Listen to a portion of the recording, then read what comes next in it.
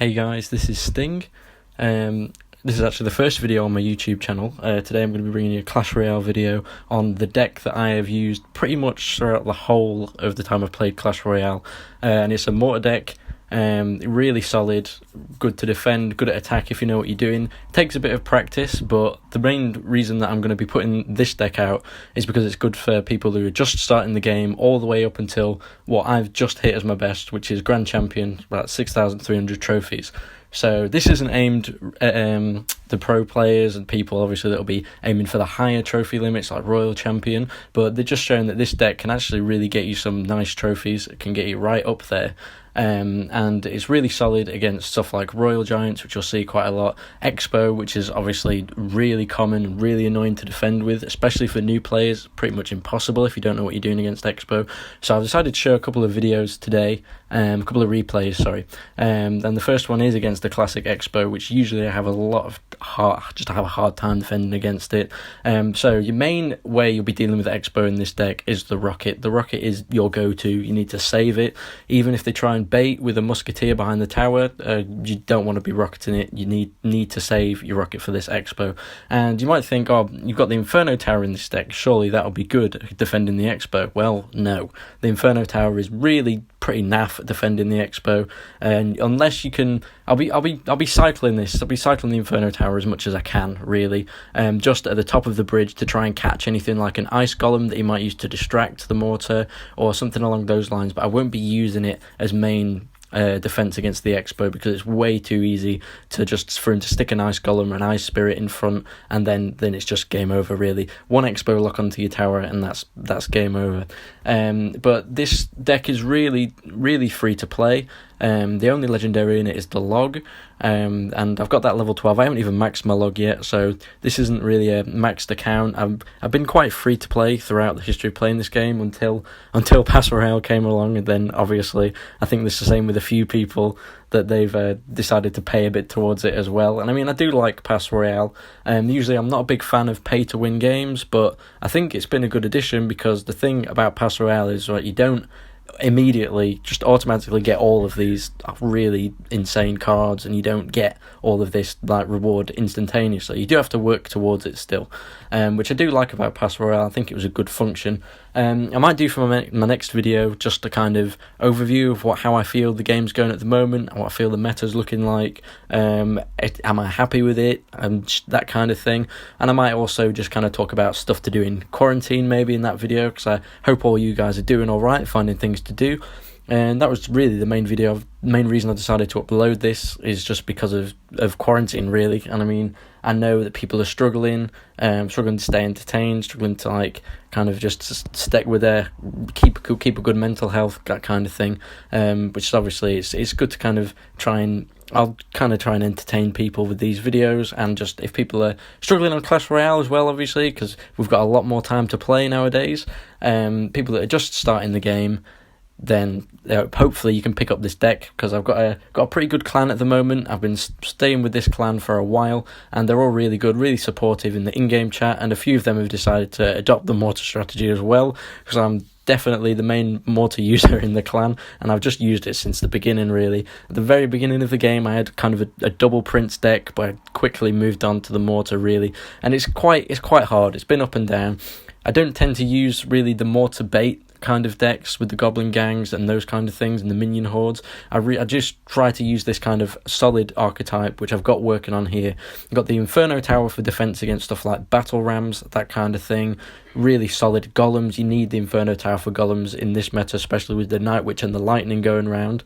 And I've just decided to throw in I've forgotten what it's even called, the royal crate. I don't know. We just call it the crate all the time. I'm just going to go back and look at this and be like, how didn't you know what that card was called? But I decided to just stick that in the deck, because usually I run arrows, and then it's really important in this deck to take a note of how much your spells do. If you don't have the rocket and the log maxed, then you need to have a look and see how much damage it's going to be doing to the King Tower, and then so you don't get caught out when it comes really late on in the game and you're trying to cycle. then you know that it's going to be taking the tower, because you don't want to be left with like 5 HP on their tower, because that'll be gutting. And you can see here, this is exactly the reason I kind of messed up here going for the Inferno tower. He just put his Expo slightly out of range for it, and I was kind of trying not to panic here. I got a bit unlucky a couple of times in this video, like with that archer staying alive.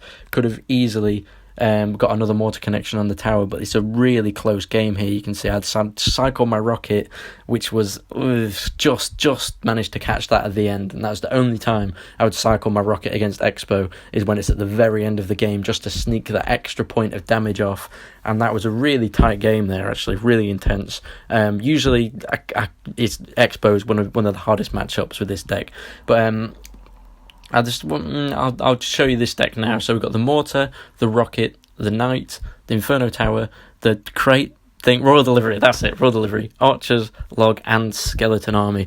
Archers do put in a lot of work in this deck. They're pretty much a given that you need. Even if you're free to play and you don't have them leveled up, they're common, so they're easy to level up. And the knight as well, and they'll fit into any other deck at the moment. Knight fits well into graveyard decks. Archers obviously in Expo and those kind of decks. But I'll show you this replay now against Royal Giant Furnace, and this is, other than Expo, Royal Giant, it's the hardest matchup you can get, and it's common knowledge really that if you play in Mortar or Expo, that you're gonna have a hard time against the Royal Giant here. I held off a bit on the skeleton army because I thought maybe you might have a zap, but he didn't, luckily, in this deck, and I think that's why we managed to do kind of well.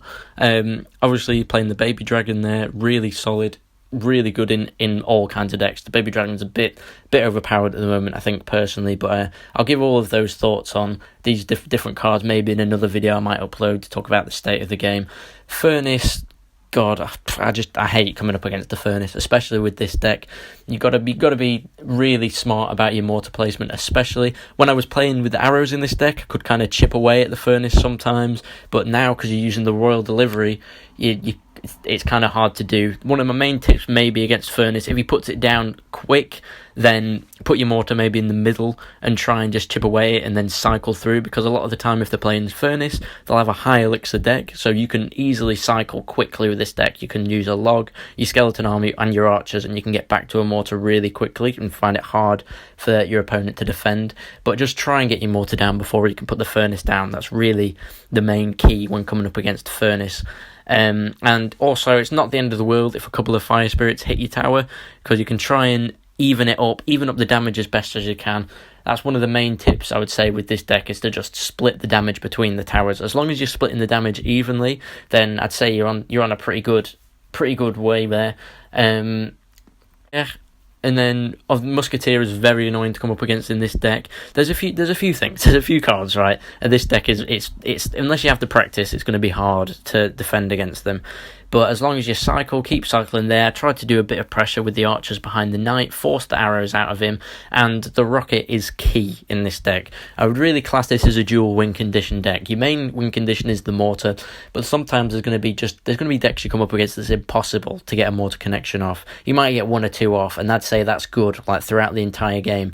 Like this right here, as soon as you put the Royal Giant in the back, cycle quickly, got the mortar in, managed to get the connection off on the tower, and I put my Inferno tower high to avoid the lightning damage that you're going to get on our tower there, and luckily managed to catch the baby dragon and the rocket there. He puts his barbarians down thinking, he's used his rocket, but luckily I have the royal delivery coming in, which just does a lot of work, and you can use the royal delivery in combination with the log on things like barbarians, and you just do massive damage against them, and it's really good as a cycle card too. I'm ready with another mortar. I'm just going to reload, and you can see the positions where I'm putting my mortar there. Got lucky, managed to get the lock off on the Furnace, and he just keeps putting the Musketeer to try and snipe my mortar off, which is working, and it's really annoying against me for this game. But the positions that I'll be using the mortar, you can kind of put it one tile to the right if you're attacking down the right side, or one tile to the left if you're attacking down the left side, and that kind of puts it just slightly out of range of if they decide to just put a card down on the left or the right. It kind of puts it out of range, so it can more often than not get a connection off onto the tower, or I'll just be putting it straight down the middle. But the main thing with the mortar is you don't want to be putting it right up against the bridge. You want to be putting it one tile behind, and you can see that I always do that. You never want to put it right up against the bridge, and I think that's one of the mistakes that most mortar players when they're starting out do, but it makes it just a lot harder for us to defend against something like a mini P.E.K.K.A, which they can just drop on the bridge and it just goes right to the mortar, and you've got no time to put anything in between it and defend. Stuff like Royal Giants, obviously it's easier for them to lock on. It's just way easier to put where I'm putting it now, one space away from the bridge, which is really, really good. And so he panicked a bit, put a furnace there. I decided to snipe it with a rocket. Missed it though, which wasn't very good. But at this point, I'm just cycling to the end of the game because we managed to hold out till overtime, and I can just use my mortar there to defend slightly and use the rocket to clutch out the game. Which that was a hard game. Had really annoying units like the Musketeer, it's obviously really good against the mortar, and the Royal Giant itself is a straight up counter to the mortar, but we managed to pull away for the win, and I think that was actually the win that took me to Grand Champion, so that was good. We'll just show one more video now, one more replay for the rest of the video, and it's going to be Golem Lightning. And these three replays I'm going to be showing you today are probably the three worst decks to come up against with this mortar. Other than that, it's really solid. And a lot of the time with these decks like Golem Lightning, Royal Giant, when they're maxed, they're a lot harder to come up against, but when they're not maxed, like Royal Giant not maxed isn't very good, we all know that. So if you're coming up against him in lower ladder, if you're a newer player and you use this deck, you'll be a lot easier to counter it. So he goes straight up with a Golem. I had a really nice skeleton army placement there and an archer hidden in the midst. We're going to be doing a lot of damage on that tower then. I'm pretty much just chilling now because I know I could put the Inferno tower down in the perfect placement there, and if people lightning your Inferno tower, I kind of baited it out there because I knew he was going to have lightning. When you come up against Golem, you need to find out what their resetters are, if they've got Zap, if they've got Electro Dragon, which is a bit more rare, or if they've got the lightning. If he's got the lightning, which now I know that he does, I'm going to be thinking a lot harder about where I'm going to be placing the Inferno tower. I'm going to be putting the Inferno tower more often than not closer, higher up against the bridge, as opposed to closer against the to my towers like I did just then. How I placed it just then is the basic Golem defense, and you can use that basically when they're building up a big push like Golem Night Witch, Common Push, Golem Mini P.E.K.K.A, Golem Bomber, that kind of thing. Where I just put the Inferno tower down there is the perfect placement. But if you know that they're going to lightning it away, which is a pain, you don't want them to get the value off and on your Princess tower. So you probably want to put the Inferno tower, closer up against the bridge, which I might do now, I think. We'll see. Closer up to the bridge so they don't get that value off on the Princess tower as well. Because if he lightnings that now, then he wouldn't have got as much value off. And I know now that he doesn't have the Zap in the deck because he would have used it on the Skelly Army before. Skelly Army is great for baiting out Zaps, combo with the Inferno tower, and that's what really synergizes well with this deck. So I'm pretty much free to put the Inferno tower high up on the bridge now because there's no point in him lightning it, because if he does Golem Lightning, that's 14 elixir compared to the Inferno tower I'm putting down for 5. There's literally no point in him doing that. The only reason he'd lightning is if he can get the value off on other units, if I'm defending, or the Princess tower as well. So I've pretty much got him sussed out at this point. The log is really good for getting rid of the bomber once it's already absorbed one of the mortar hits, so you can log a mortar and that counters a lot of things like Electro Wizard.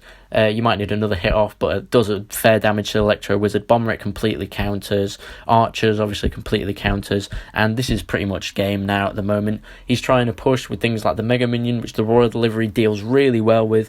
Royal Delivery you can use really well cycling. If you've got just a naked Baby Dragon or a naked Mega Minion coming up to the tower, cycle the Royal Delivery and then put the mortar behind it and use the delivery for protection, the recruit that comes out of it.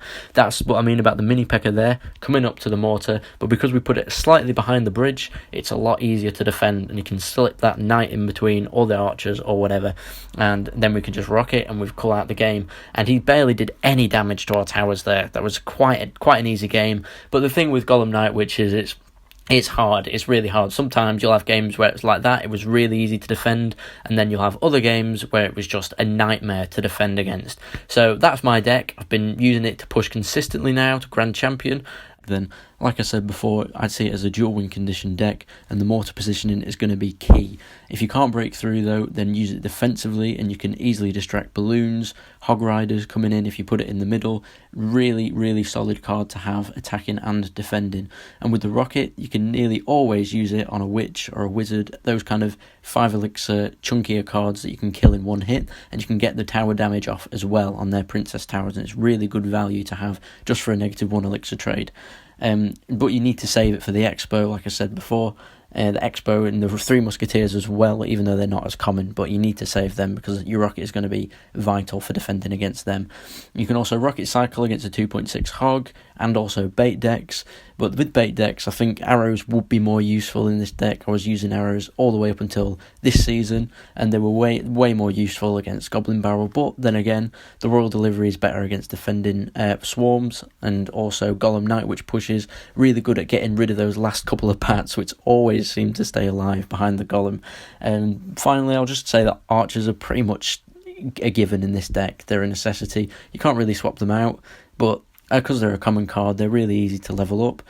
Same with the Knight as well, and they can counter Graveyard really well for a 3-for-5 trade, and then you can then put the Mortar ahead of them and counter push.